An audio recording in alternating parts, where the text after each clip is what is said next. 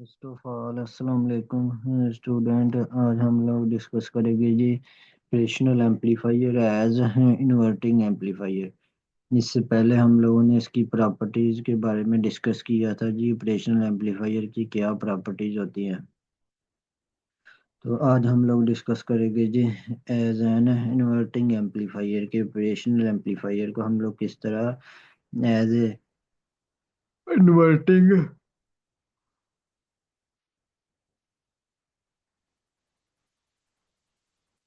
इस तरह हम लोग इसे एज इन्वर्टिंग एम्पलीफायर यूज करते हैं, जिस तरह के फिगर 18.28 में दिखाया गया है। शो द सर्किट हमारे पास of operational amplifier when used as an inverting amplifier.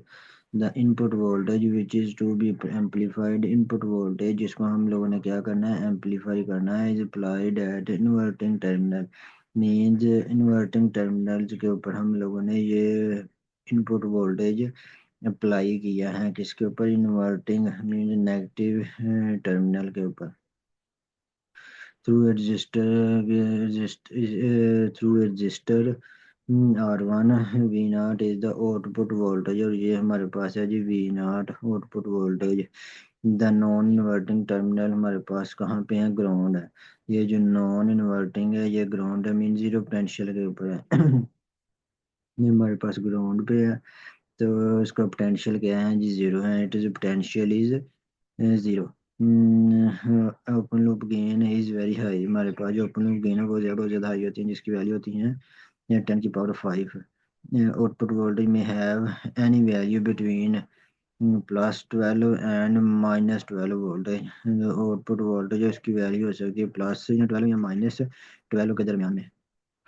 So according to question 18.5, question के according for finite the value of output voltage इस तरह V plus minus V approximately equal to zero. ये हमारे पास V positive minus V negative approximately equal to zero. ये zero के equal है हमारे पास।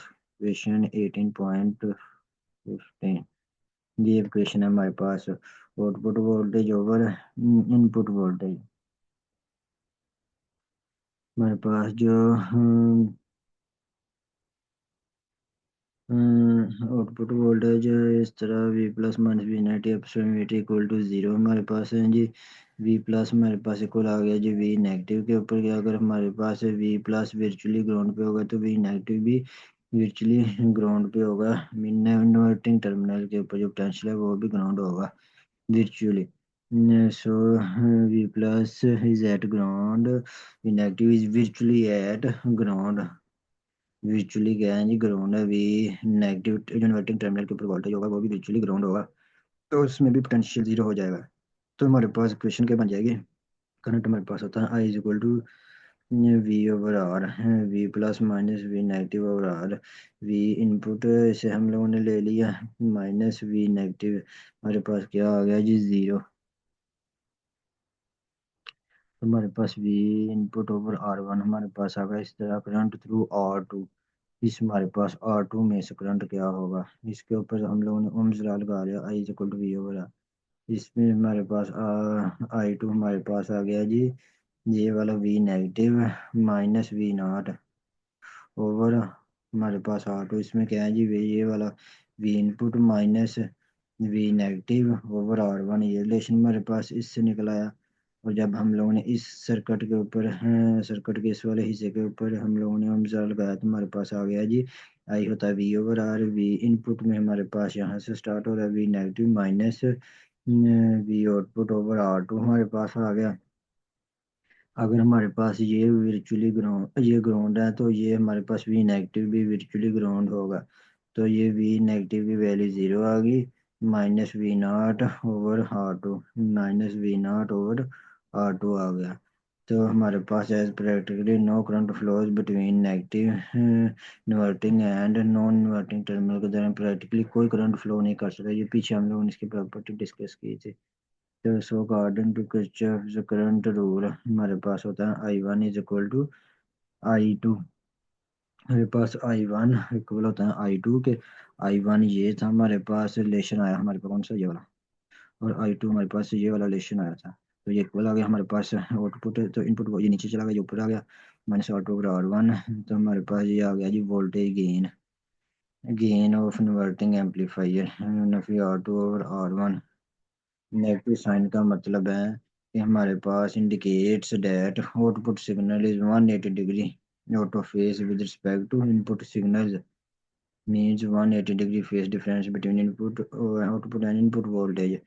It is interesting to note that a closed loop gain depend upon the two externally connected resistance, means open loop gain, closed loop gain depend करता है हमारे पास किसके ऊपर, जो हमने एक्सटर्नली कनेक्ट की है resistance, externally connected resistance R1 and R2।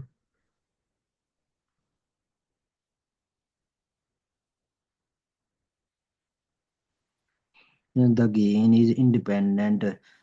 The gain is independent of what is happening inside the amplifier. The gain is independent of what is happening inside the amplifier. तो ये है हमारे पास आज का topic operation amplifier, inverting amplifier. कि हम लोगों ने क्या किया,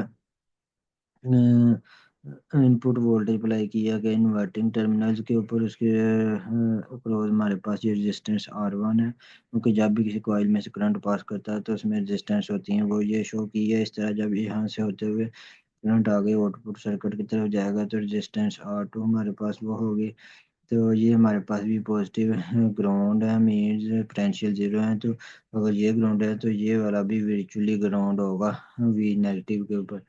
तो हम अकॉर्डिंग टू किरचॉफ्स लॉ के अकॉर्डिंग हम लोगों ने अप्लाई किया, current I1 is equal to I2 इक्वल होते हैं।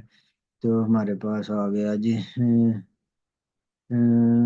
एज प्रैक्टिकली हमारे पास कोई करंट फ्लो नहीं करता between negative input and positive terminal, so according to Kirchhoff I1 is equal to I2 आ गया। तो हमारे पास ये वाली वैल्यू पुट की रिलेशन की, तो हमारे पास गेन आ गया।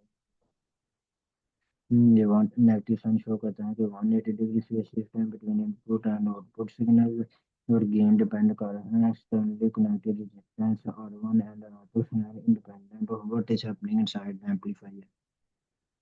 अगर ये एक न्यूमेरिकल है इसके रिलेटेड, जिसमें उसने रेजिस्टेंस R1 ये दी है, R2 ये है, उन्होंने कहा कि गेन इसका फाइंड करिए। गेन का क्या फार्मूला है जी, -R2/R1। R2 की वैल्यू फिलअप हम लोगों ने पुट की, R1 की, तो गेन हमारे पास आ गया -10। तो स्टूडेंट आज के लिए इतना ही काफ़ी है। अगर समझ नहीं आई तो कमेंट बॉक्स में लाजमी पूछना है। Thank you.